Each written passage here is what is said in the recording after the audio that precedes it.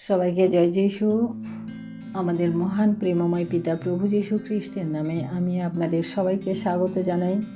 আজকের এই সুন্দর সকালে আর একটি বার তার চরণে উপস্থিত হতে পেরে আমি ঈশ্বরকে ধন্যবাদ জানাই, কারণ আজকের এই নতুন দিন, নতুন সকাল তিনি আমাদের দেখতে দিয়েছেন, তাই তাকে ধন্যবাদ করি। এই সুন্দর সৃষ্টির মাঝে আর একটি দিন আমাদের জীবনে তিনি যোগ করলেন, তাই তাকে ধন্যবাদ জানাই। আসুন আমরা প্রার্থনা যাওয়ার আগে যিশু তার শিষ্যদেরকে কি উপদেশ দিতেন বা কি উপদেশ দিয়েছিলেন আমরা দেখি। আমরা কয়েকটি বিশেষ বাইবেল পদ আমি আজকে পাঠ করব। আমরা 4টি সুসমাচার থেকে এই কয়েকটি পদ আমি পাঠ করব, তাই আপনারাও আমার সাথে পাঠ করুন। আসুন আমরা পাঠ করি। যোহন লিখিত সুসমাচার তার 13 অধ্যায় 34 এবং 35 পদ। এক নতুন আজ্ঞা আমি তোমাদিগকে দিতেছি, তোমরা পরস্পর প্রেম করো। আমি যেমন তোমাদিগকে প্রেম করিয়াছি, তোমরাও তেমনি পরস্পর প্রেম করো।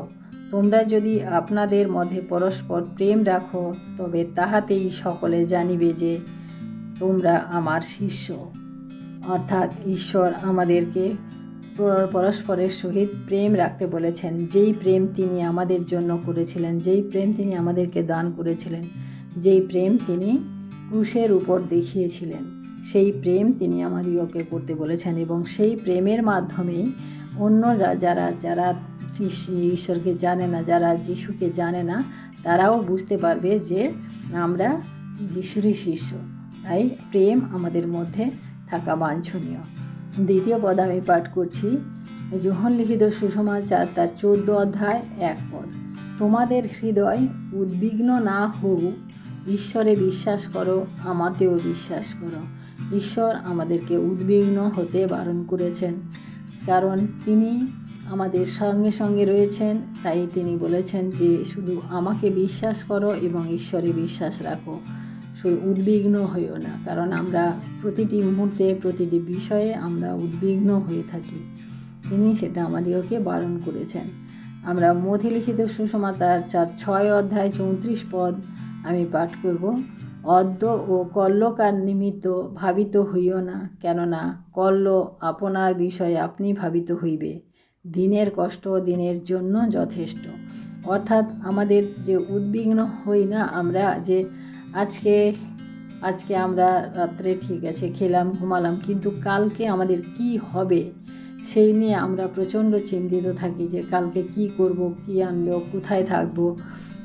এই সমস্ত বিষয় নিয়ে, আমাদের জাগতিক সমস্ত বিষয় নিয়ে আমরা প্রচণ্ড চিন্তিত থাকি। কিন্তু ঈশ্বর আমাদের সেই সমস্ত বিষয় থেকে সেই সমস্ত বিষয় ছেড়ে দিতে বলেছেন। তিনি বলেছেন যে আজকের কষ্ট আজকের দিনের জন্য যথেষ্ট। অর্থাৎ আজকের দিন যেটা হয়েছে তার জন্য আমরা ঈশ্বরকে ধন্যবাদ দিই, সেটাই আমরা উপভোগ করি। কালকের জন্য আমাদের ভাবনা চিন্তা করার কোনো প্রয়োজন নাই, কারণ সেই বিষয়ে ভাবনা ঈশ্বরের। তিনি কালকের বিষয় তিনি আমাদের জন্য ভাববেন। তাই আমরা পরের পদ দেখি। মার্ক লিখিত সুসমাচার তার 8 অধ্যায় 36 এবং 37 পদ। মনুষ্য যদি সমুদয় জগৎ লাভ করিয়া আপন প্রাণ খোয়ায়, তবে তাহার কি লাভ হইবে? কিংবা মনুষ্য আপন প্রাণের পরিবর্তে কি দিতে পারে? অর্থাৎ আমরা অনেক আমাদের পাওয়ার একটা অনেক আকাঙ্ক্ষা থাকে না? আমরা গাড়ি চাই, বাড়ি চাই, সম্পত্তি চাই, ধন দৌলত চাই, অনেক কিছু আমরা লাভ করার চেষ্টা করি। আমরা অন্যকে দেখেও আমাদের হয় যে তার বড় বাড়ি হয়েছে, বড় গাড়ি হয়েছে, আমারও হওয়া উচিত। এইভাবে আমাদের জীবনে আমরা সব সময় আমরা একটা দৌড়ের মধ্যে থাকি, যে আমাকে আগে বেরোতে হবে, আমাদের আরও সম্পত্তি বাড়াতে হবে, এই সমস্ত কিছু। কিন্তু ঈশ্বর বলেছেন সমস্ত লাভ করে যদি আমি নিজের প্রাণটাকে খুইয়ে ফেলি বা নিজের প্রাণটাকে শেষ করি, তাহলে কি লাভ হবে? কিংবা মনুষ্য আপন প্রাণের পরিবর্তে কি দিতে পারে? অর্থাৎ আমার প্রাণের পরিবর্তে ঈশ্বরকে আমরা কি দিতে পারি? অর্থাৎ আমাদের আত্মা যদি আমরা নষ্ট করে ফেলি, তাহলে আমাদের কোনো লাভ নাই। তাই এই বাক্য আমাদের জীবনে অনেক মূল্যবান। আমরা এই সমস্ত বাক্য আমরা পাঠ করব বা মনে রাখব। আমরা লোকলিখিত সুসমাচার তার 14 অধ্যায় 11 পদে দেখি ঈশ্বর আমাদেরকে কি বলছেন। কেননা যে কেহ আপনাকে উচ্চ করে তাহাকে নত করা যাইবে, আর যে কেহ আপনাকে নত করে তাহাকে উচ্চ করা যাইবে। অর্থাৎ আমাদেরকে নম্রতার কথা এখানে বলা হয়েছে। আমরা যেন নম্রভাবে ঈশ্বরের সামনে থাকি, কারণ ঈশ্বর সর্বত্র বিরাজমান। তিনি আমাদেরকে সব সময় দেখেন এবং সব সময় তিনি আমাদের সাথে সাথে রয়েছেন। তাই আমাদের নম্র হওয়া খুবই প্রয়োজনীয়, কারণ যদি আমরা নত হই, নিজেকে নত করি, তাহলে তিনি আমাদেরকে উচ্চে স্থাপন করবেন। এই কথা আমাদেরকে বলেছেন। আমরা পরের পদ দেখি লোকলিখিত সুসমাচার তার 11 অধ্যায় 9 এবং 10 পদ। আর আমি তোমাদিগকে বলিতেছি, যাচনা করো, তোমাদিগকে দেওয়া যাইবে। কেননা যে কেহ যাচনা করে সে গ্রহণ করে, এবং যে অন্বেষণ করে সে পায়, আর যে দ্বারে আঘাত করে তাহার জন্য খুলিয়া দেওয়া যাইবে। অর্থাৎ ঈশ্বর আমাদেরকে বলেছেন যাচনা করো। আমরা কোথায় যাচনা করব? ঈশ্বরের কাছে যাচনা করব। কী বিষয়ে যাচনা করব? আমাদের যা প্রয়োজন, আত্মিক বিষয় বৃদ্ধির জন্য আমরা যাচনা করব, আমাদের জ্ঞানের জন্য যাচনা করব, আমাদের বুদ্ধির জন্য যাচনা করব। কারণ অন্য কিছু যাচনা করার আমাদের প্রয়োজন নেই, কারণ তিনি আমাদের সমস্ত কিছু যোগাবেন এবং জোটাবেন। তাই তিনি বলেছেন কিন্তু আমরা আমাদের যাচনা, যা অন্বেষণ, সমস্ত কিছু আমাদের আত্মিক জীবনকে বৃদ্ধি করার জন্য আমরা করতে পারি। আমরা লোকলিখিত সুসমাচার আর একটি পদ আমি দেখব, 6 অধ্যায় তার 37 পদ। আর তোমরা বিচার করিও না, তাহাতে বিচারিত হইবে না, আর দোষী করিও না, তাহাতে দোষীকৃত হইবে না। তোমরা ছাড়িয়া দিও, তাহাতে তোমাদেরও ছাড়িয়া দেওয়া যাইবে। অর্থাৎ আমাদেরকে বিচার করতে না বলেছেন, কারণ আমরা মানুষ সব সময় এক ধাপ এগিয়ে থাকি, যে আমরা অন্যের বিচার আমরা ফটাফট করে দিই।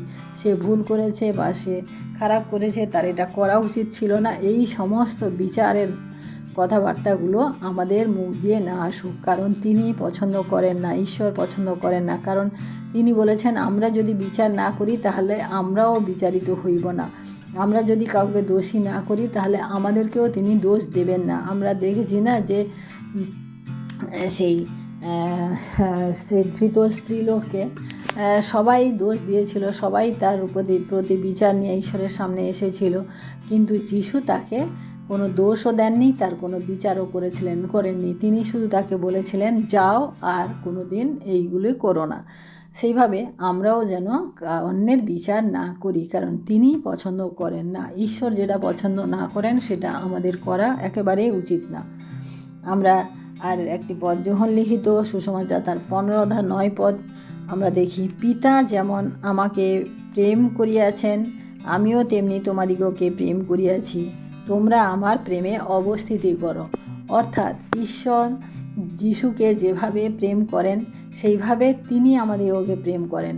সেই জন্য যিশু বলেছেন আমরা যেন যিশুরই প্রেমে আমরা অবস্থিত করি, কারণ তিনি আমাদেরকে যখন জগতে ছিলেন তখন তিনি বলে গেছেন যে আমরা পিতার কাছে পৌঁছানোর আগে আমাদের যিশুর মধ্য দিয়ে ভায়া হয়ে আমাদেরকে যেতে হবে। তাহলে আমাদের প্রার্থনা তাড়াতাড়ি গ্রাহ্য হবে, আমাদের যাচনা সকল তাড়াতাড়ি পূর্ণ হবে। তাই আমরা ঈশ্বরের কাছে প্রার্থনা করব যখন আমরা যিশুর মধ্য দিয়ে আমরা প্রার্থনা করব, কারণ তিনি আমাদিগকে প্রেম করেন এবং তিনি সর্বদা বলেছেন যে তার প্রেমে আমাদিগকে অবস্থিতি করতে। আমি একটা শেষ পদ পড়ব, মথি লিখিত সুসমাচার তার 28 অধ্যায় 20 পদ। এটা আমরা সবাই জানি, আমি তোমাদিগকে যাহা যাহা আজ্ঞা করিয়াছি সে সমস্ত পালন করিতে তাহাদিগকে শিক্ষা দাও, আর দেখো আমি যুগান্ত পর্যন্ত প্রতিদিন তোমাদের সঙ্গে সঙ্গে আছি। তিনি থাকবো বলেননি, তিনি আমাদের সঙ্গে সঙ্গে আছেন যুগান্ত পর্যন্ত। অর্থাৎ এই মথিলিখিত সুসমাচার 28 অধ্যায় 20 পদ যখন আমরা পাঠ করি, তার আগে আমরা যখন দেখি যে তিনি বলেছেন যে সমগ্র জগতে যাও এবং সুসমাচার প্রচার করো এবং সবাইকে বাপ্তাইজিত করো। আমরা দেখি যে তাই তিনি এখানে বলেছেন যে তোমরা যুগান্ত পর্যন্ত তিনি আমাদের সঙ্গে সঙ্গে থাকবেন। যে শিক্ষা তিনি আমাদিগকে দিয়ে গেছেন, সেই শিক্ষা, সেই সুসমাচার আমরা যেন অন্যের কাছে পৌঁছে দিতে পারি। তাই আসুন প্রিয় ভাই বোনেরা খ্রিস্টে, আমরা আজকে প্রার্থনা করি তার এই বাক্যগুলি যেন আমরা হৃদয়ে ধরে রাখতে পারি, জীবনে আমাদের চলার পথে যেন ব্যবহার করতে পারি। তাই আসুন আমরা প্রার্থনা করি। Hallelujah, hallelujah, hallelujah. পবিত্র প্রেমময় পিতা, তোমার মহানামের ধন্যবাদ প্রশংসা করি প্রভু। আজকের এই সুন্দর সকালে প্রভু গো, তোমার এই সুন্দর বাক্যের মধ্য দিয়ে প্রভু তুমি আমাদিগকে আরেকটি বার উৎসাহিত করলে প্রভু। তোমার এই বাক্য সকল প্রভু, তোমার এই বাক্যের কথা সকল প্রভু আমরা যেন আমাদের জীবনে গেঁথে রাখতে পারি প্রভু, এবং আমাদের হৃদয়ে যেন আমরা গেঁথে রাখি এবং যেন কাজে পরিণত করতে পারি প্রভু। কারণ তুমি যা চেয়েছো প্রভু, তার বিপরীতে আমরা যেন কোনো কিছু না করি। তুমি যেভাবে আমাদিগকে শিক্ষা দিতে চেয়েছো প্রভু, সেই শিক্ষা যেন আমরা বহন করে চলতে পারি প্রভু। তাই তোমাকে ধন্যবাদ দিই পিতা, আজকের এই সুন্দর সকালে প্রভু আর একটি বার প্রভু আমি তোমার কাছে নতনম্র হয়ে আসি প্রভু। আজকের এই দিনে প্রভু আমরা যা কিছু করব, যা যেন তোমারই নামেতে হয়, তোমারই উদ্দেশ্যে হয় এবং তোমার জন্যই হয় প্রভু। কারণ তুমি বলেছো প্রভু, আমরা এমন ব্যবহার কারোর সাথে করব, এমন কারোর সাথে কথাবার্তা বলবো যাতে অন্যেরা বুঝতে পারে যে আমরা তোমারই সন্তান প্রভু। তাই তোমাকে ধন্যবাদ দিই পিতা, তোমার এই সুন্দর বাক্য সকল আমাদের জীবনে প্রভু চলার পথে আরেকটি বার আমি তোমার কাছে যাচনা করি প্রভু, তুমি সাহায্য করো আমরা যেন এই বাক্যকে সমগ্র জগতে আমরা পৌঁছে দিতে পারি, সমগ্র মানব জাতির কাছে তোমার এই সুসমাচারকে আমরা যেন পৌঁছে দিতে পারি প্রভু। তুমি দয়া করো এবং আশীর্বাদ করো প্রভু। প্রভু তোমার অনুগ্রহ আমাদের জন্য যথেষ্ট। তাই তোমাকে ধন্যবাদ করি প্রভু। আজকের এই দিনের ভার আমি তোমার হস্তে রাখি প্রভু। তুমি তোমার অনুগ্রহের দ্বারা তুমি আমাদিগকে চালিত করো এবং তোমার পবিত্র আত্মা দ্বারা প্রভু তুমি আমাদিগকে চালিত করো প্রভু। তোমার সুরক্ষা আমাদের সারাটি দিনের জন্য আমি যাচনা করি প্রভু। ধন্যবাদ, মহিমা, প্রশংসা প্রভু তোমাকে দিই প্রভু। ভুল ত্রুটি অপরাধ সকল ক্ষমা করো, এই বিনতি প্রার্থনা চাই আমাদের মুক্তিদাতা ত্রাণকর্তা প্রভু যীশু খ্রিস্ট তোমারই নামে, আমেন। সবাইকে জয় যিশু। সবাই ভালো থাকবেন, সুস্থ থাকবেন এবং আমার এই চ্যানেলটি আপনাদের ভালো লাগলে, আমার প্রার্থনা আপনাদের ভালো লাগলে আমার চ্যানেলটিকে অবশ্যই সাবস্ক্রাইব করবেন এবং লাইক করবেন, শেয়ার করবেন। আগামী দিন আমরা একসাথে আবার প্রার্থনা করতে পারবো। জয় যিশু।